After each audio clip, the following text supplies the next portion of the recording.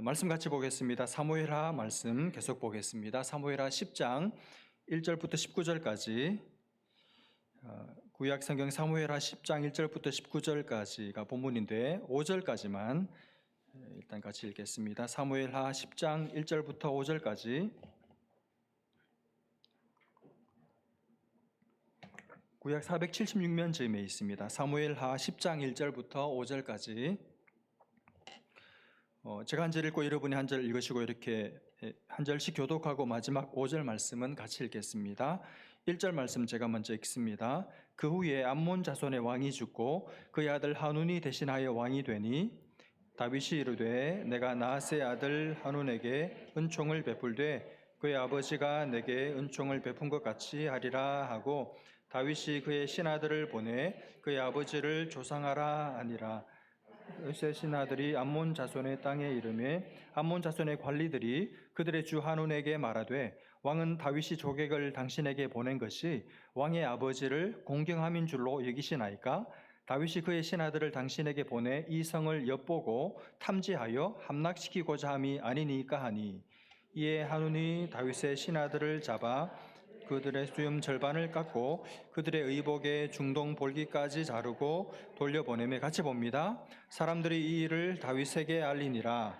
그 사람들이 크게 부끄러워하므로 왕이 그들을 맞으러 보내 이르기를 너희는 수염이 자라기까지 여리고에서 머물다가 돌아오라 하니라. 아멘. 우리가 지난 주일에 9장에서 다윗이 헷세들을 은총을 베푸는 장면을 봤죠. 누구에게 베풀었습니까? 요나단의 아들인 무비보셋에게 은총을 베풀었죠. 오늘 본문인 10장에 와서도 다윗이 그 헷세들을 은총을 베풀고 있습니다. 그런데 오늘 그 대상이 달라요. 누구냐 하면 이방 나라인 암몬의 새로 등극한 왕에게 헷세들을 베풀고 있습니다.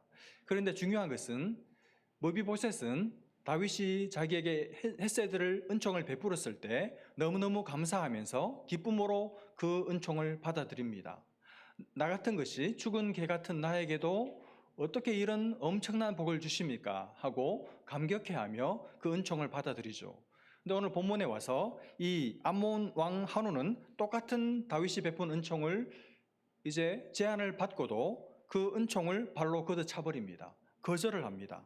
참 중요한 장면인데 도대체 무슨 일이 있었는지 어떻게 이 다윗의 은총을 거절했는지를 본문을 통해서 보면서 함께 은혜를 나누기를 원합니다. 1절 말씀을 다시 한번 보시겠습니까? 그 후에 암몬 자손의 왕이 죽고 그의 아들 하눈이 대신하여 왕이 되니 암몬이라는 나라에 나하스라는 왕이 있었는데 이 나하스라는 왕이 죽고 그의 아들인 하눈이라는 사람이 왕이 되었습니다. 그 소식을 다윗이 들은 거예요. 듣고 조문 사절단을 보냈습니다. 2절을 보시면 다윗이 이르되 내가 나하스의 아들 하눈에게 은총을 베풀되 그의 아버지가 내게 은총을 베푼 것 같이 하리라 하고 다윗이 그의 신하들을 보내 그의 아버지를 조문해라 하니라. 다윗의 신하들이 암몬 자손의 땅에 이르매 아마 이 죽은 이 나하스라는 암몬의 왕이 살아있을 때 이 나하스라는 사람이 다윗을 정확하게 어떤 내용인지는 모르지만 많이 도와준 것 같아요. 그래서 나하스의 은덕을 이 다윗이 많이 입었습니다. 그런데 나하스가 죽고 나서 이 하눈이라는 사람이 아들이 왕이 되었을 때 이제 이 아들에게 내가 받은 이 은혜의 빚을 갚아야 되겠다. 이렇게 생각을 한 거예요. 그래서 이제 조문단을 보내면서 동시에 이 아들에게 더 선대해야 되겠다 싶어서 아마 선물을 가득 실어서 보냈겠죠. 그래서 이제 드디어 이 조문 사절단이 암몬에 도착을 했습니다. 그런데 우리가 예상하는 그림과는 전혀 다르게 정말 어처구니없는 일이 발생하게 됩니다. 3절을 보시면 암몬 자손의 관리들이 그들의 주 하눈 왕에게 말하되 왕은 다윗이 조객을 당신에게 보낸 이게 왕의 아버지 나하스를 공경해서 그렇다고 생각하십니까? 다윗이 그의 신하들을 당신에게 보내어서 이 성을 엿보고 탐지해서 결국은 전쟁을 쳐서 우리나라를 함락시키고자 함이 아니겠습니까? 이렇게 한눈의 신하들이 말하자면 다윗의 이 본심을, 다윗의 의중을 안 믿은 것입니다. 그럴 리가 없다. 다윗이 그냥 조문을 보냈을 리가 없다. 이건 필시 틀림없이 이 조문단을 빌미로 삼아서 그 안에 말하자면 정치적인 스파이를 심어넣어서 우리를 탐색해서 우리의 정황, 우리의 실력을 간파하고 난 다음에 결국 우리를 치러 올 것이다. 이렇게 다윗의 의중을 믿지 않은 것입니다. 그 말을 듣고 이제 갓 왕위에 오른 이 철딱선이 없는 이 신참대기, 이 새 왕 한운이 그 어리석은 신하들의 말만 쏙 듣고 아주 무식한 짓을 합니다. 어떻게 합니까? 4절. 이에 한운이 다윗의 신하들을 잡아 그들의 수염 절반을 깎고 그들의 의복의 중동 볼기까지 자르고 돌려보내매. 여러분, 외교적인 결례도 이런 결례가 없죠. 그 선의를 가지고 자기들을 어떤 면에서 축하가 아니네, 큰일 날 뻔했네. 축하가 아니고 조문하러 온 이 귀하고 고마운 이 사람들을 갑자기 체포를 합니다. 죄인 취급을 하는 것이죠. 그리고 나서 이 사람들의 수염 절반을 깎아버렸어요. 여러분, 지금도 그렇지만 이 당시 중동의 남자들에게 수염은 생명과도 같은 것입니다. 너무너무 애지중지하는 것이 그들에게 수염이었어요. 그런데 그 생명 같은 수염을 그냥 홀라당 다 밀어버리고 다 깎은 것도 아니고 어떻게 했습니까? 절반만 깎아버렸습니다. 여러분, 어떻게 절반을 깎아버렸을까요? 두 가지 방법이 있겠죠? 제가 수염을 기르고 오는 건데 수염이 있다고 하면 이렇게 자를 수 있고 수직으로 절반을 자를 수 있고 혹은 반대로 수평으로 절반을 깎을 수 있겠죠. 근데 여러분, 남자들 입장에서, 중동 남자들 입장에서 어떻게 자라는 것이 더 기분 나쁠까요? 어떻게 자라는 것이 이 남자들을 더 모욕적으로 만드는 거겠습니까? 수직이에요, 수직. 이쪽 반만 자르고 여기만 남겨놓고 이렇게 아마 안 물어봤지만 잘랐을 거예요. 얼마나 모욕적입니까? 이 조문단, 이 신사들, 이 남자들 싹 다 이렇게 잘라버린 거예요. 그러니 얼마나 화가 나고 기분이 나쁘고 부끄럽고 그야말로 수치스러웠겠습니까? 그것도 모자라서 이번에는 옷을, 이 당시에는 이 남자들도 통으로 짠, 말하자면 요즘으로 말하면 원피스를 입고 있었는데 그 원피스 입은 이 남자들의 옷을 중동 볼기까지 잘랐어요. 중동 볼기가 어디냐면 엉덩이 가운데 부분, 그러니까 밑에서 엉덩이 가운데 부분까지 자른 겁니다. 요즘으로 말하면 핫팬츠죠. 요즘에 우리가 핫팬츠 심심찮게 보이지만, 그래서 그게 흉이 아니지만 이 당시에 여러분, 누가 남자들이 핫팬츠를 입어요? 집에서는 입어도 핫팬츠를 누가 입습니까? 그런데 이 핫팬츠로 그렇게 만들어버린 것이죠. 얼마나 부끄럽고 창피했겠습니까? 그리고 돌려보낸 것입니다. 여러분, 이것은 사실 사절단에게 이렇게 했다기보다 사실 다윗한테 이렇게 물을 먹인 것이죠. 너 우리를 넘봐, 우리를 결국 정탐을 해가지고 우리를 치러 올 그런 생각을 했지. 웃기지 마라. 너 결국 이 꼴 된다. 이걸 말하자면 본때를 탁 보여준 것이죠. 여러분, 얼마나 엄청난 모욕이고 얼마나 엄청난 수모를 당한 것입니까? 이런 짓을 한운이 했습니다. 여러분, 그 소식을 다윗이 들은 거예요. 얼마나 화가 났겠습니까? 이건 외교적인 결례도 그런 결례가 없고, 다윗을 무시해도, 다윗을 그야말로 다른 나라의 왕을 욕보여도 보통 욕보인 게 아니죠. 거의 목숨만 살려놓았지, 거의 한 사람의 인격과 그 사람의 자존심을 완전히 죽여버린 것과 마찬가지 행동을 한 것입니다. 여러분이 만약에 다윗의 입장이라면, 여러분이 만약에 그 소식을 들었다면 어떤 반응을 여러분은 하시겠습니까? 막 미친 사람처럼 막 화를 참을 수가 없어서 고래고래 소리를 치지 않겠습니까? 천하의 나쁜 놈 같으니라고, 천하의 기본도 없는 놈이라고. 아무리 장례가 나면 원수라도 와서 인사하면 깍듯이 예우를 하고 모시고 대접하는 것이 그게 사람의 도리고 상식인데, 어떻게 내가 사절 조문단을 보내는데 그 조문단을 이렇게 모욕을 줘? 온갖 욕을 다 퍼부었겠죠. 그리고 내일 당장 쳐들어간다. 당장 아무리 장례가 났지만 그렇게 우리에게 반응을 했으니까 이에는 그렇게 해서 당장 쳐들어갈 태세를 갖추지 않겠습니까? 그런데 놀라운 것은 다윗이 그렇게 하지 않아요. 그 말을 듣고 다윗이 이상하게 그냥 가만히 있습니다. 가만히 있어요. 욕도 안 하고 그냥 가만히 있어요. 참습니다. 은총을 베풀었는데 원수로 갚는 이 한온을 그냥 가만히 내버려둬요. 참아요. 참 놀랍죠? 여러분, 어떻게 사람이 이럴 수가 있을까요? 뭐라도 해야지, 뭐라도 잘라야지. 근데 참아요. 행동을 하긴 합니다. 근데 한운을 향해서 행동을 하지 않고 자기 지금 수치를 당한 자기 부하들을 위해서 행동을 합니다. 어떻게 합니까? 이 부끄러움 당한 신하들을 곧바로 돌아와 소환 명령을 내리지 않고 여리고에서 얼마 동안 머물게 해요. 거기서 말하자면 쉬게 합니다. 거기 머물면서 수임이 다 자라기까지 거기서 쉬게 배려를 해줍니다. 여러분, 이게 다윗이 한 행동입니다. 여러분, 지금 이 장면에서 이 대조가 보이십니까? 한온이 한 행동하고 다윗이 보인 반응하고 딱 대비되는 이 대조가 눈에 선명하게 들어오세요? 나하스는 은혜를 원수로 갚았습니다. 그렇죠? 그리고 그 귀하고 어떤 면에서 자기들에게 고마운 사람들이잖아요. 자기 아버지 장례가 났을 때 찾아봐 준 고마운 사람들이잖아요. 그런 사람들에게 수치를 안겨줬어요.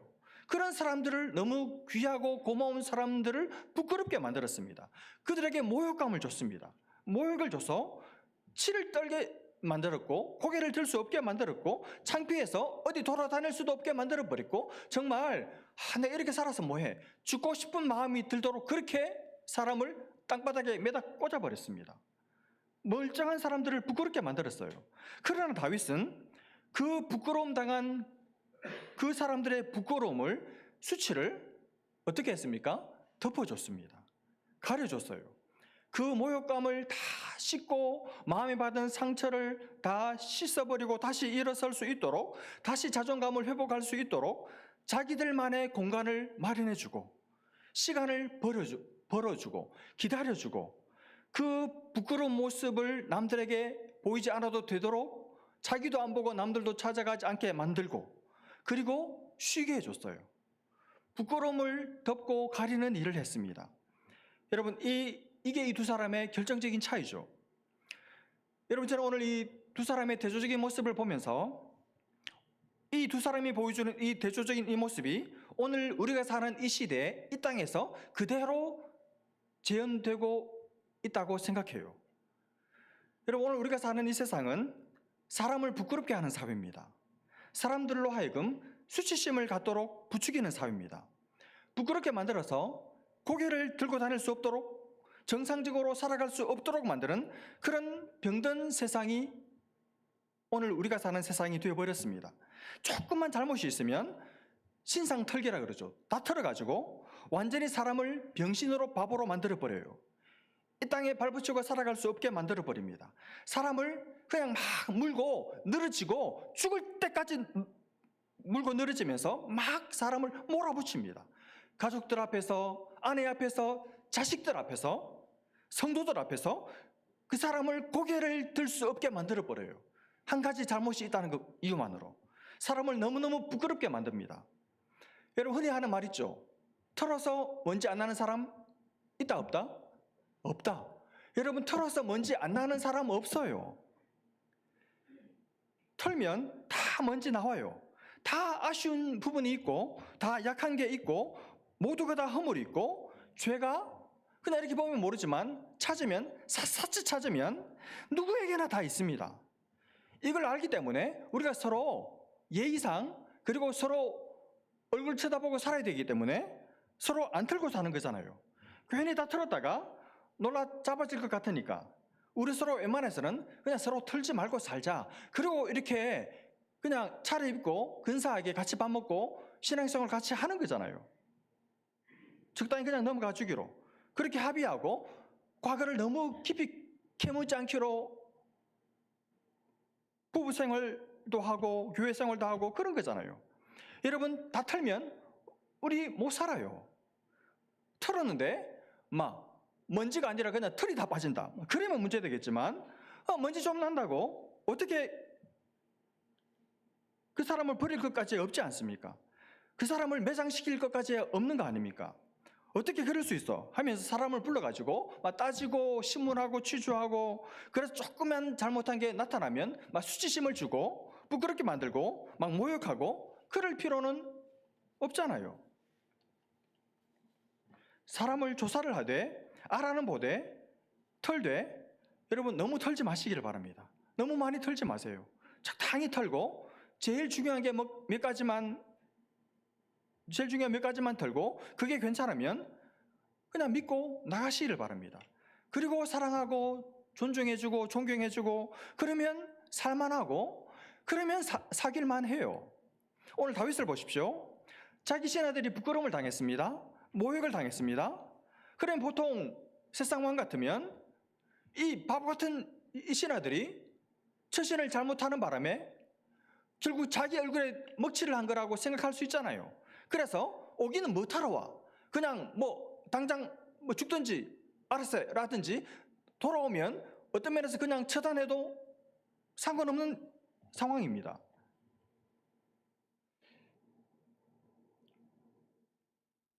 자기 이름에 먹칠을 했다고? 그럴 수 있는 것이죠. 그런데 다윗은 그 부끄러움 당한 신하들의 입장을 생각을 했어요.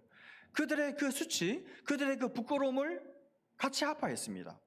그 아픔을 나의 아픔으로 받아들였습니다. 얼마나 힘들었을까? 얼마나 부끄러웠을까? 얼마나 그렇게 중동볼기를 그렇게 자를 때 얼마나 수치스러웠을까? 그 수치, 그 부끄러움, 사실 내가 당해서 했던 건데 너무 안 됐다. 내가 너무 미안하다. 괜히 내가 보내가지고 니들이 고생을 하는구나. 그래서 배려를 한 거예요. 바로 궁으로 돌아오지 말고 오자마자 일선에서 근무하지 말고 좀 쉬어. 이사람이 좀 푹 쉬어라. 저 여리고에 가서 거기서 수염 타살할 때까지, 모양 반듯하게 나올 그때까지 거기서 있어. 이렇게 배려를 한 것이죠. 여러분 뭡니까? 부끄러움을 덮어줬습니다. 수치를 가려줬어요. 여러분 이런 사람이 되어야 됩니다. 이런 세상이 되어야 되죠. 이런 교회를 우리가 만들어야 돼요.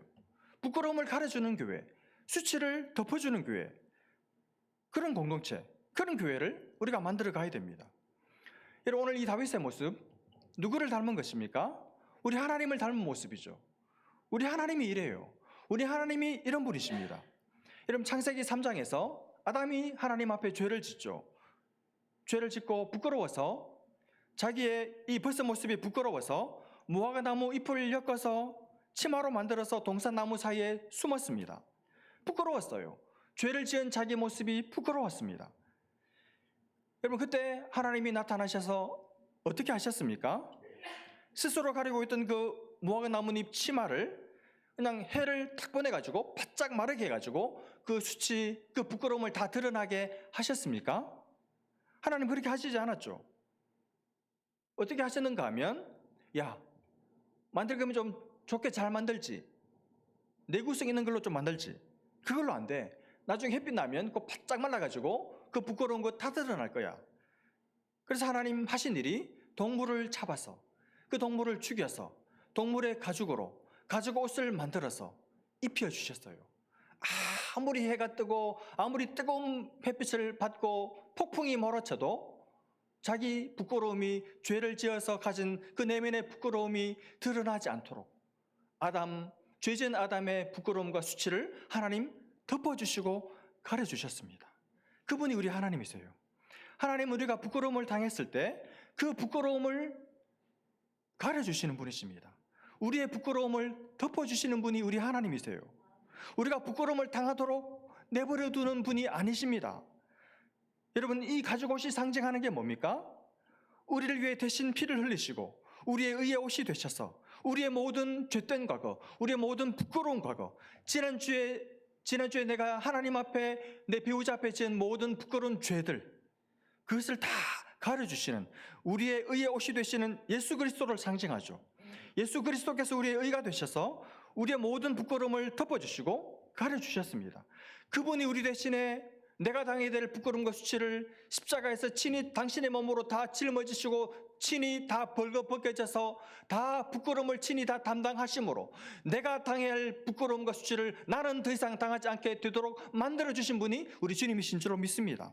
그래서 우리는 다시는 부끄러움을 당하지 않아요. 그러므로 여러분, 우리도 다윗처럼 살아야 됩니다. 우리도 이 하나님을 닮아야 됩니다. 사람을 부끄럽게 만드는 사람이 아니라 부끄러워하는 사람의 그 부끄러움을 가려주고 덮어주는 사람이 되어야 됩니다. 여러분, 잠언 17장 9절 말씀을 한번 보십시오. 잠언 17장 9절. 허물을 덮어주는 자는 사랑을 구하는 자요, 그것을 거듭 말하는 자는 친한 벗을 이간하는 자니라. 다시 한번 보십시오. 허물을 덮어주는 자는 사랑을 구하는 자요, 그것을 거듭 말하는 자는 친한 벗을 이간하는 자니라. 여러분, 한번 곰곰이 생각해 보십시오. 여러분이 어떤 사람을 만나서 어떤 다른 사람의 허물을 이야기할 때 그때 여러분 속에 사랑이 있습니까? 그때 여러분 속에 다른 사람의 허물을 이야기하면서 사랑하는 마음이 여러분 속에 있나요? 그 사람을 너무너무 사랑해서 그 사람 허물을 이야기하는 건 맞습니까? 아니잖아요. 여러분, 다른 사람의 허물을 말하는 사람의 마음 속에는 사랑이 없습니다. 내 의만 있습니다. 내 의로운 판단과 내 똑바른 잣대만 있습니다. 사랑 없어요. 그리고 내가 그 사람보다 훨씬 더 낫다는 교만한 마음만 있죠. 여러분, 교만한 마음은 그 말을 듣는 사람의 영을 병들게 하고 어둡게 하고 흐려놓습니다. 교만한 사람이 하는 교만한 말을 듣고 있으면 내 영이 흐려져요. 기도 생활이 막혀요. 내 영에 전혀 도움이 안 됩니다. 그러므로 남의 허물을 말하지 마십시오. 그냥 여러분만 알고 계세요. 그 허물을 덮어주시기를 바랍니다. 그게 내가 사는 길이고 내 말을 듣는 상대방을 살리는 길이고 그 사람을, 허물을 가진 그 사람이 살아날 수 있게 만드는, 그게 그 사람을 사랑하는 것입니다. 오늘 교회 안에서나 우리가 사는 이 사회는 너무너무 남의 허물을 쉽게 말해요. 너무너무 남의 허물을 쉽게 덜추어내요. 너무 쉽게 까발립니다. 좀 덮을 것은 덮어야 되는데, 안 들어도 될 말인데 너무 많이 듣게 만들고 너무 다른 사람의 영을 해치고 훼손합니다. 여러분, 덮는 사람이 필요해요. 가려주는 사람이 필요합니다. 자기 몸으로, 자기 기도로, 자기 사랑으로 덮어버리는 사람이 필요해요. 우리 목사님 허물 내가 덮는다. 우리 장로님 허물 내가 다 덮는다. 우리 교회 허물 많지 많아. 나열하려면 수도 없이 많지. 그러나 내가 다, 우리 교회 허물 내가 다 덮어버린다. 그런 사람이 필요해요. 여러분, 교회 지도자의 불의, 죄, 악, 음란, 불륜, 재정적인 죄, 그것을 말하지 말라는 말이 아닙니다. 말해야죠, 그런 것은. 근데 그런 말이 아니죠. 그 사람의 어떤 인간적인, 그리고 신앙적인, 인격적인 어떤 소소한 약점, 어떤 부족한 부분, 아쉬운 부분, 털면 먼지 조금 나는 그 정도의 소소한 그런 부분, 여러분 누구나 다 있잖아요. 우리 다 알잖아요. 저도 있고 여러분도 있잖아요. 그런 건 굳이 말해가지고 떨쳐내지 말고 그냥 덮으라는 것입니다. 그냥 가리라는 거예요.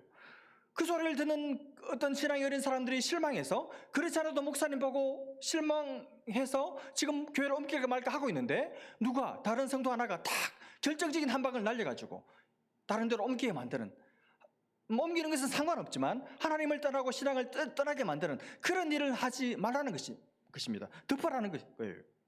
그걸 덮어주는 사람이 진짜 사랑할 줄 아는 사람이라는 것입니다. 여러분, 교회 안에서 어떤 성도의 안 좋은 모습을 보실 때가 틀림없이 있으시죠? 여러분, 그런 사람으로 이야기하자면 제가 아마 제일 많을 거예요. 제가 제일 많이 볼 겁니다. 여러분, 그거 다 까발리기 시작하면 나만 할 사람, 제가 장담하건대 아무도 없어요. 아무도. 전부 다 교회 떠날 것입니다. 그냥 모른 척 하는 거예요. 알면서도 모르는 척, 들었으면서도 못 들은 척, 봤음에도 못 본 척, 똑똑하면서도 바보 같은 척, 바보짓, 그렇게 하는 것입니다. 그래야 사람이 자라니까, 그래야 사람이 숨을 쉴 수가 있으니까, 그래야 그 사람이 실수할 여지가 만들어지고 그 사람이 하나님의 사람으로 자라갈 수 있는 시간을 벌게 되니까. 그래서 모른 척 하는 거예요. 여러분도 그렇게 하셔야 됩니다. 여러분 봤다고 다 말하지 마십시오. 들었다고 다 퍼뜨리지 마세요. 여러분만 아는 것 아닙니다. 다 압니다. 다 알아. 이미 남들도 다 알아요. 이미 벌써 알고 그 사람을 주의 깊게 보고 있고 그 사람을 위해서 지금 기도하고 있어요. 참고 있고 기다려주고 있고 하나님께서 역사하시도록 하나님께 맡겨놓고 있습니다. 그리고 이건 비밀인데 여러분에 대한 소식도 듣고 알고 있어요. 어떻게 목사가 그래? 어떻게 장로가 그래? 어떻게 사랑의 교회 권사가 그래? 여러분 그럴 수 있어요. 여러분 듣거든 덮으시고 말하고 싶거든 나에 대해서는 사람들이 말이 없을까 생각하시고 여러분 자신을 점검하시고 수색하시기를 바랍니다. 우리 털면 다 나와요. 우리는 다 털면 먼지 펄펄 나는 한 국가를 대표할 국가대표급의 죄인들입니다. 덮으시기를 바랍니다. 가려주시기를 바랍니다. 허물을 덮는 사랑에 능한 그런 실력자들 되시기를 주님의 이름으로 부탁합니다. 오늘 한 가지만 더 생각하고 말씀을 마치려고 하는데, 여러분 결국 다윗은 헷세대를 베풀었음에도 불구하고 거절당했죠. 결국 그의 선대가 물거품이 되고 말았습니다. 여러분 저는 이 지점에서 우리가 배워야 할 한 교훈이 있다고 생각합니다. 여러분 왜 하나님께서 다윗에게 이런 경험을 하게 하셨을까요? 여러분 선을 베풀었으면 적어도 선이 돌아와야 되는 거 아닙니까? 그런데 왜 선을 베풀었는데 악이 돌아오게 하나님께서 허용하셨을까요? 여러분 대답은 다윗을 가르치시는 겁니다. 네가 선을 베풀었다고 반드시 선으로 돌려받을 생각하지 말라는 거예요. 다시 말하면 선을 베풀 때 되돌려받을 생각하지 말고 선을 베풀라는 것입니다. 선을 베풀 때의 마음가짐을 가르쳐 주시는 겁니다. 우리는 많은 경우에 남에게 선을 베풀면서 마땅히 남들이 고마워해 주기를 바라요. 남들이 내가 베푼 선에 선으로 되갚아 주기를 바랍니다. 우리는 선을 베풀면서 돌려받기를 원할 때가 많습니다. 돌려받기를 원하는 마음이 있어요. 선을 베풀면 더 큰 선이 돌아오기를 바랍니다. 그렇죠? 우리는 어떤 착한 일을 하면서 누구 보는 사람 없나? 저도 그런데 누가 좀 봐줬으면 좋겠고 알아줬으면 좋겠고 칭찬해줬으면 좋겠어요. 그렇죠? 그런데 그러지 말라는 것입니다. 옆에 사람이 못 봐도 하나님께서 보셨으니까 하나님께서 아시니까 그걸로 끝을 내라는 것입니다. 남들 쳐다보지 말고 하나님 바라보고 선한 일을 하라는 거예요. 더 적극적으로 내가 베푼 선이 혹시 악으로 배신으로 돌아온다 할지라도 그 선을 베푸는 손을 거두지 말라는 것입니다. 그렇게 살라고 다윗을 그리고 저와 여러분을 교훈하시는 것입니다. 선을 베풀 때 너의 마음가짐을 점검해 보라는 거예요. 더 큰 손으로 돌아오기를 바라지 말고 그냥 받은 은혜를 생각하고 아무것도 바라지 말고 선을 베풀라는 것입니다. 여러분 사실 다윗이 이미 이 경험을 한 적이 있어요. 여러분 사울이 왕으로 있을 때 사울이 정신적인 고통을 겪고 있을 때 다윗이 이 사울의 사위 되기 전에 궁중에 들어가서 음악 치료사로 사울을 섬긴 적이 있습니다. 기억나시죠? 사울이 정신적으로 굉장히 괴롭힘을 당하고 있을 때 다윗이 이 하프를 연주하면 수금을 연주하면 많이 누그러지는 그런 섬김을 다윗이 사울에게 베풀었습니다. 여러분 그때 사울이 그 섬김을 받고 어떤 반응을 보였습니까? 하프를 타는 다윗을 향해서 창을 집어 던졌습니다. 그 상황에서 얼마나 다윗이 황당했을까요? 너무너무 어이없는 일이고 이 일 정말 그만두고 싶다 그런 심정이 되었을 거예요. 여러분 창을 던졌습니다. 내가 진심으로 섬겼는데 창이 날아왔습니다. 여러분 우리에게도 이럴 때가 있습니다. 우리가 정말 잘해줬는데 우리가 정말 나도 어려운 상황에서 정말 헌신적으로 사랑으로 섬겼는데 난데없이 고마워하기는커녕 창이 날아올 때가 있어요. 비난의 창이 날아올 때가 있습니다. 평가절하라는 창이 날아올 때가 있습니다. 조롱의 창이 날아올 때가 있어요. 우리가 베푼 호의, 우리가 베푼 사랑, 우리가 베푼 섬김에 창을 던지는 사람이 있을 수 있습니다. 그때 우리는 너무 큰 상처를 입죠. 그리고 섬김을 중단할 생각을 합니다. 그리고 다시는 그 사람 쳐다보고 싶지도 않아요. 야, 내가 이런 대접까지 받아가면서 내가 이런 수모까지 겪어가면서 끝까지 이 섬김을 계속해야 하나, 그런 생각이 들면서 내 자신이 너무 초라해 보이고 부끄러워지죠. 그래서 깨끗이 섬김을 포기합니다. 그런데 그러지 말라는 것입니다. 잠시 피하고 또 가라는 거예요. 또 수금을 연주하라는 것입니다. 또 사랑의 하프를, 섬김의 하프를, 호의의 하프를 그 사람 앞에 가서 연주하라는 것입니다. 네가 그 사랑을 받았으니까, 지금도 네가 그 사랑을 받고 있으니까. 여러분, 우리도 모르게 우리 역시 하나님께 창을 던질 때가 있습니다. 싫다고, 필요 없다고, 내가 원하는 방식이 아니라고 반역하고 배반하고 마음 아프게 하고 밀어내고, 그래도 우리 하나님은 우리 곁을 떠나지 않습니다. 또 아무 일도 없었다는 듯이 곁으로 오셔서 우리 곁을 지키시고 우리를 보호하시고 우리와 함께 하시고 우리와 동거하시고 우리와 동행하시고, 그리고 우리를 부르시죠. 그때 참된 사랑을 베풀어 주시죠. 너도 그렇게 하라는 거예요. 여러분, 창이 날아와도 중단하지 마시고 하프를 연주하시기를 바랍니다. 사랑을 계속 베푸시기를 바랍니다. 그게 내가 하나님의 사랑을 받은 자라는 것을 증명하는 단 하나의 유일한 방법이에요. 내가 하나님의 사랑을 받은 자라는 것을 증명할 수 있는 다른 방법은 여러분 없습니다. 이 어렵지만 때로 너무너무 고통스럽지만 하기 싫지만 정말 아버지를 닮은 인격과 삶이 그분으로부터 받고 있는 사랑 때문에 여러분의 삶 속에 굽이굽이 나타나고 묻어나는 그런 귀한 교우들 다 되시기를 주님의 이름으로 축복합니다. 기도하겠습니다. 하나님 아버지의 은혜를 감사합니다. 허물을 덮는 사랑, 우리의 사랑 되도록 하나님 우리에게 덮는 은혜, 가리는 은혜 베풀어 주시고, 하나님 아버지 우리에게 창이 날아와도 우리의 섬김에, 우리의 호의에, 우리의 은총에 창이 날아와도 섬김을 중단하지 않는, 받은 사랑을 기억하며 계속해서 사랑의 수고를 아끼지 않는 우리 모두 될 수 있도록 우리에게 은혜를 베풀어 주옵소서. 믿고 감사하며 예수님의 이름으로 기도합니다. 아멘.